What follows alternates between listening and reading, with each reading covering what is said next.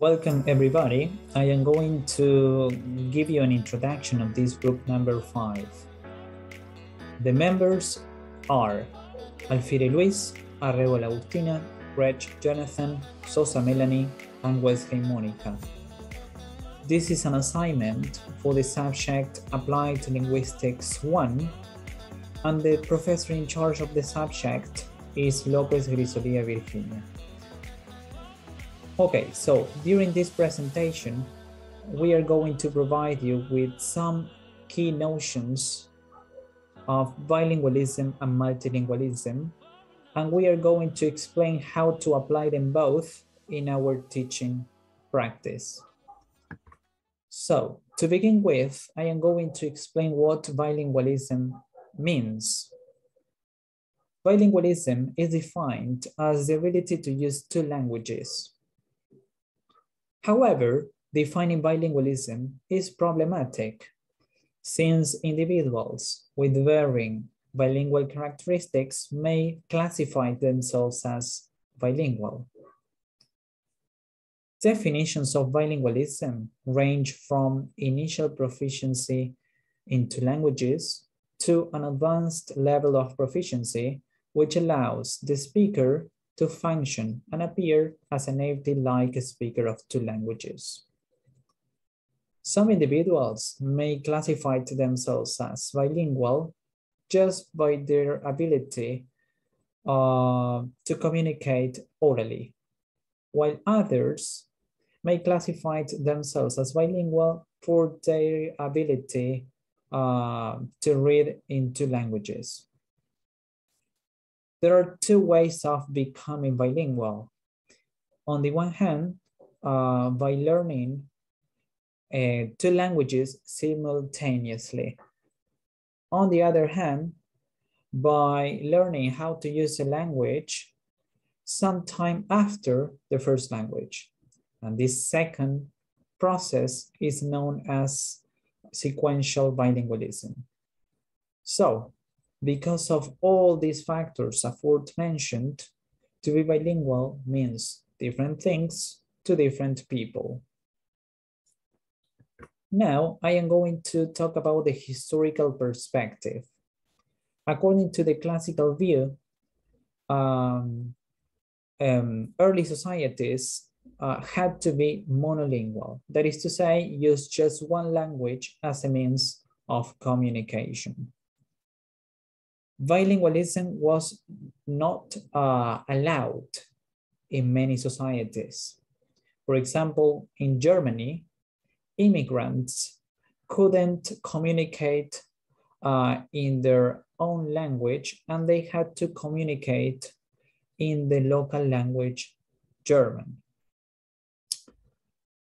Bilingualism was only allowed in certain jobs. For example, translators could use two languages, could be bilingual, while working in border areas. Some scholars at that time argued that bilingualism was burdened with disadvantages, including danger to physical, mental, and spiritual development of a child. Okay. They argued that bilingual child, while communicating, while conveying ideas, tended to mix words and expressions from two languages in the same sentence. They argued that that phenomenon could trigger mental disorders in the near future. That phenomenon is called code mixing. And later on, it was proved by many other scholars that rather than being a disorder or a disadvantage, in fact, it was a linguistic resource. So it was an advantage rather than a disadvantage. Bilingual children as monolingual children while communicating, and sometimes they find them difficult to say or express the idea because they can't find a certain word or a synonym or an equivalent. So they resort to the first language in order to fill in the gap to avoid communication breakdown. So this proved that, first of all, being bilingual is not something negative because children could communicate with a larger number of people, and also code mixing was an advantage because they could communicate their ideas even when they don't or didn't find the word that they wanted. In the 21st century, English has become the world language of business and science, and today 1 in 4 people worldwide speaks English, most as a second language. David Crystal. People grow up learning more than one language for a variety of reasons. Globalization has caused an increase in immigration, which generally means learning the language of the new country. There are also regions of the world where bilingualism is the norm because those societies consist of multiple ethnic groups. In such circumstances, people must be able to speak more than one language in order to fully participate in family and social life. Because bilingualism is a necessity and not a choice. Furthermore, the rise of English as the global language of business and science means that many educated people in most parts of the world have at least some commands of English. Bilingualism occurs in varying degrees. A person who grows up speaking 2 languages and can communicate equally well in either language is considered a balanced bilingual. However, few bilinguals are truly balanced, and in most cases the person will have preferred or dominant language. Although we learn the foundation of our language at home as children, school is also an important environment of language development, especially vocabulary and literacy. Therefore, the language in which the child is brought up will generally become the dominant language in adulthood.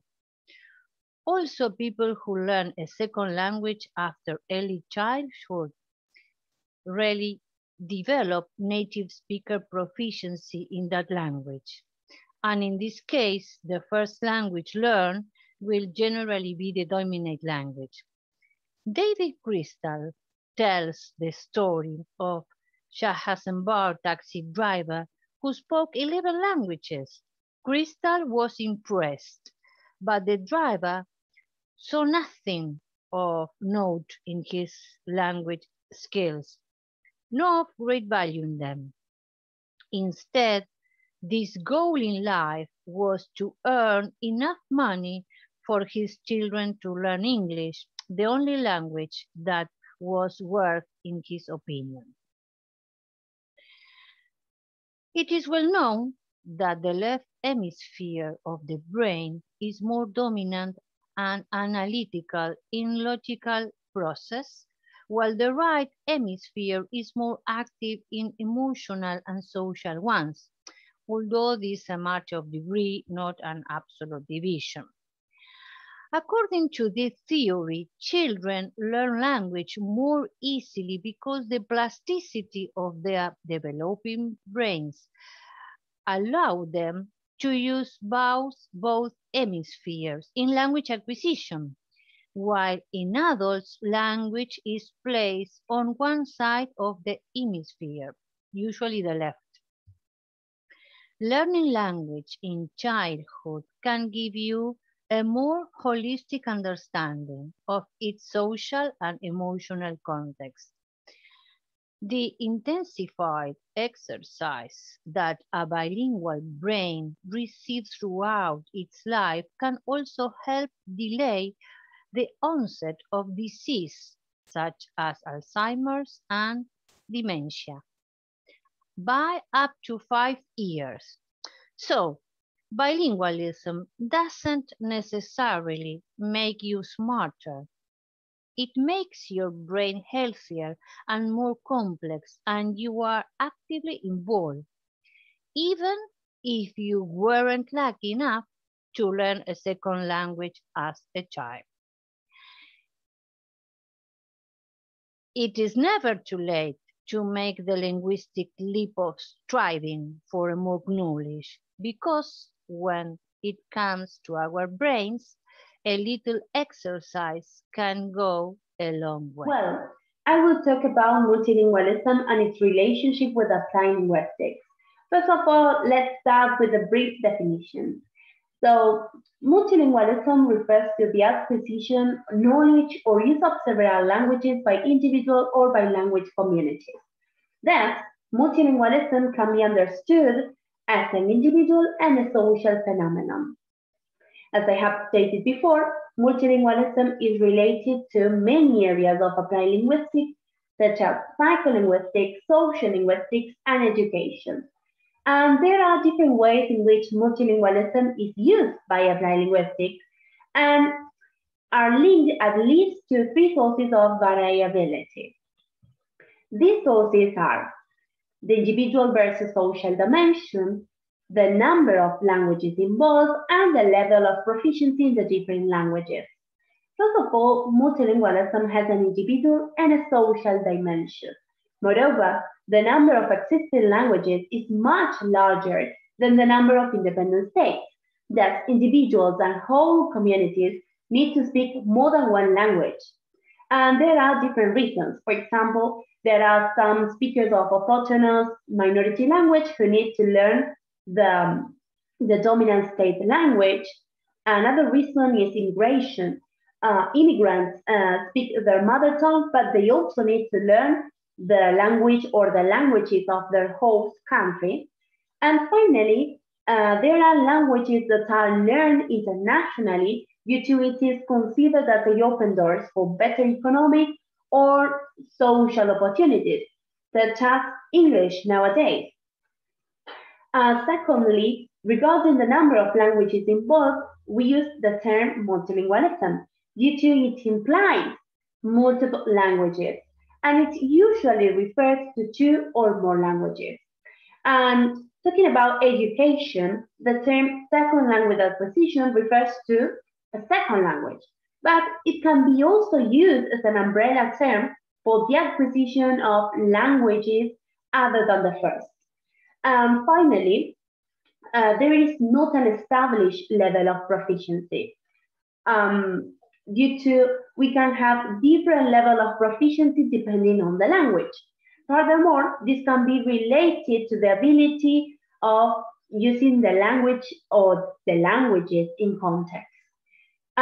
It is also related to the term communicatively competent.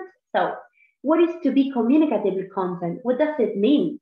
To be communicatively competent in one language involves a number of different components, such as linguistic, social linguistic, pragmatic, discourse, and strategic competence.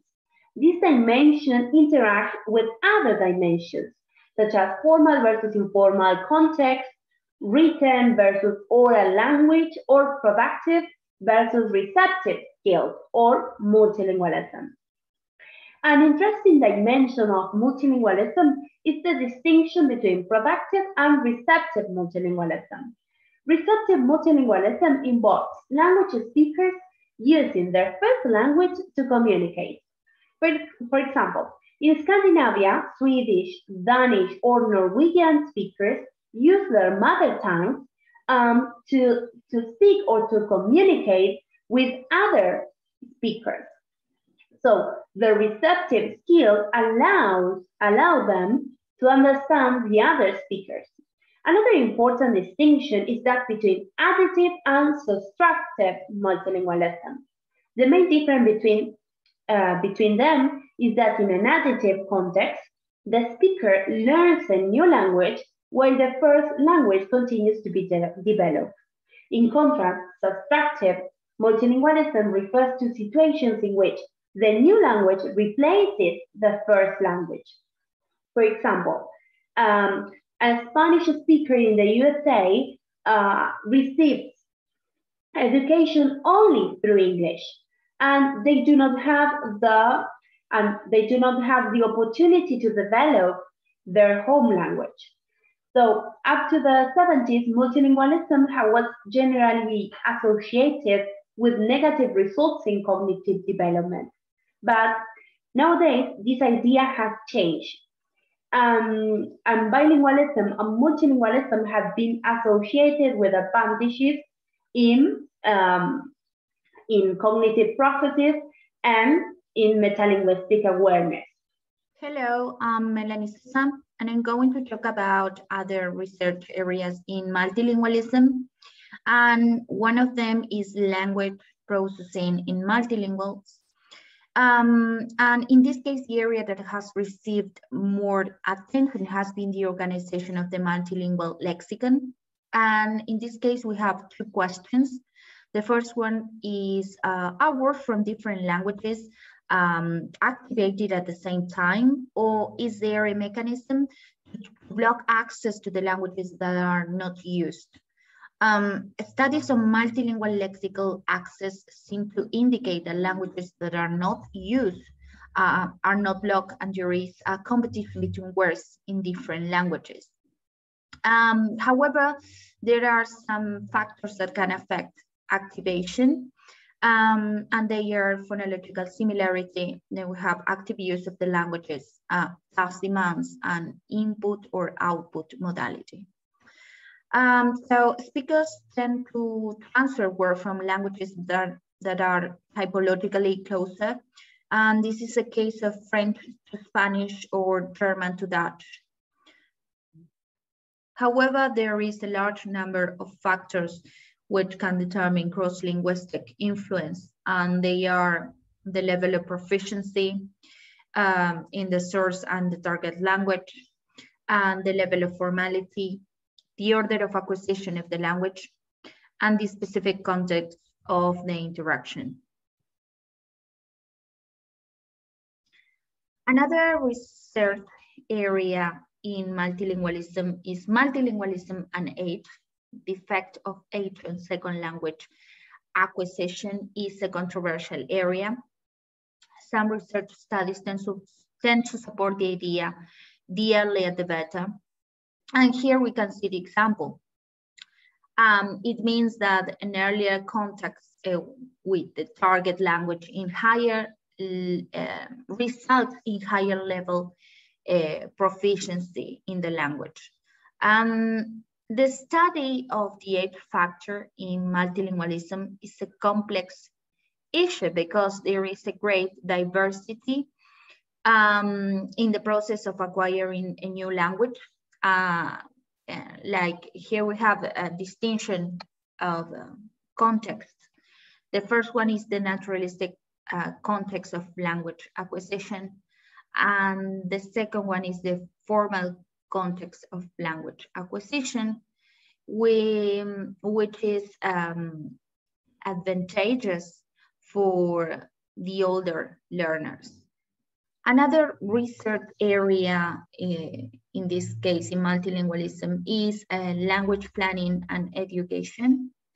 Language planning is a type of intervention into the corpus of a language, its status and acquisition, and the institution of education is a crucial tool of language planning because schools can have important influence on language learning, but also on the status and values associated with different languages.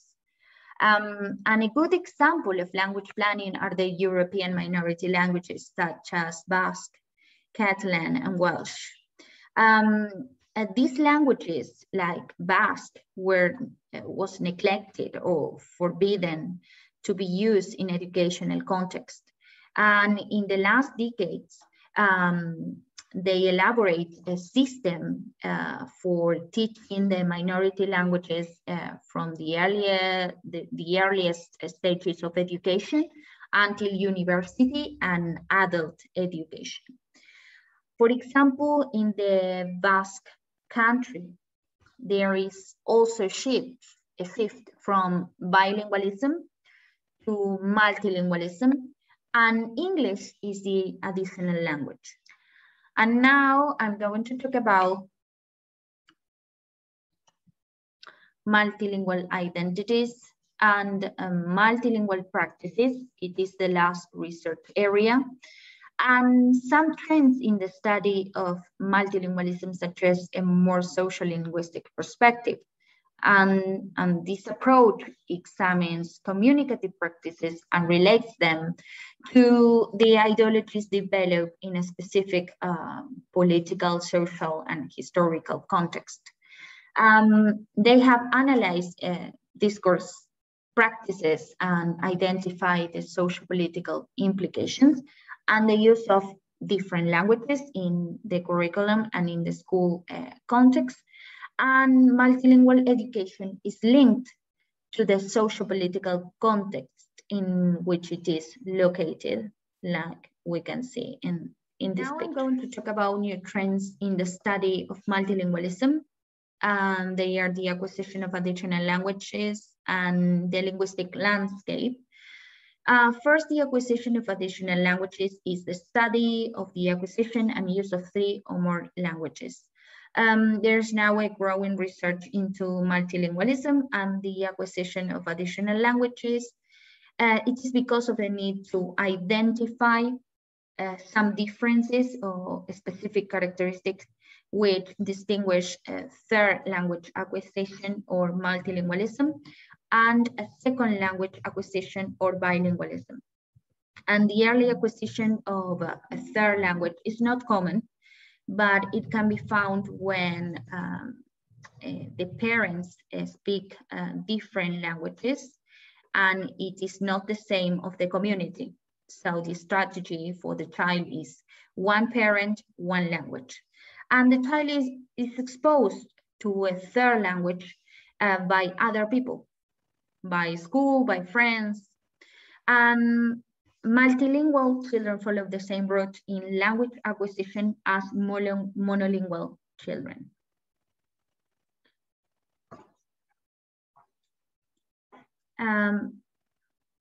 And now I'm going to talk about the linguistic landscape, and it refers to signs of different types, like road signs, commercial sign, billboards, graffiti, that can be found in the public space. Studies on the linguistic landscape show the cultural and linguistic diversity in the use of different languages. And the studies show a spread of English in the linguistic landscape because English is used in commercial science, because English has a strong symbolic function for the local people or for the local population. So language signs are indicators of the languages used in a specific status, in a specific setting, and they can also be an additional source of input in language acquisition. Finally, we are going to discuss multilingualism in the classroom to round off our presentation. Educators commonly learn in their teacher training colleges or courses to only speak the target language in classroom time for fear of negative transfer from the other languages in their repertoires. However, we need to make space for plurilingualism. We teachers, we need to make space for this and encourage translanguaging as a useful learning tool. By encouraging multilingualism, teachers and students will benefit from 3 different perspectives. The first perspective I am going to refer is culture. In order to avoid segregation, race, or sexism in the classroom, there are dual language learning programs where young students feel that their mother tongue is heard and it is valued in comparison to classes where the language is abandoned in favor of English. Students feel a great sense of belonging, and there be an increased parents' involvement within the child's education. So it's mutual beneficial. Not only for the students, but also for his or her community. Parents and family are also involved in the process. Psychologically speaking, their emotions, the students' emotions, will be much stronger, and some sense of confidence will grow on them. The second step I like to mention is cognition. Everybody knows that bilingual education is highly positive to our cognition. A bilingual brain, in comparison to a monolingual brain, has better task switching and attention capabilities. A bilingual child will have a better adaptation to the environmental changes. The last beneficial aspect of multilingualism would be economy. In a globalized world, the demand for bilingual employees or professionals has been increasing dramatically over the last few years. For a bilingual employee or professional, a better job and more careers opportunities will enhance their reputation. Going back to the topic of languages, while all languages in linguistic repertoires are equally important for the construction of multilingualism, they are not equally valued societally. Politicians, for example, in English-speaking countries try to enforce and prevail this idea that English should be monolingual worldwide, denying the importance of multilingualism.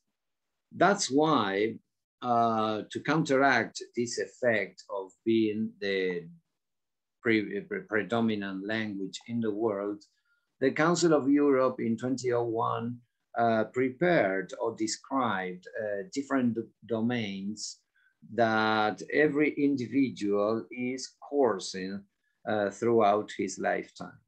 Number one, personal domain, when we use the language in our families, with friends, okay, is subscribed at home. Number two, public domain is when the language used is a vehicle to establish transactions among the public, the general public. The occupational domain, of course, has to do with work.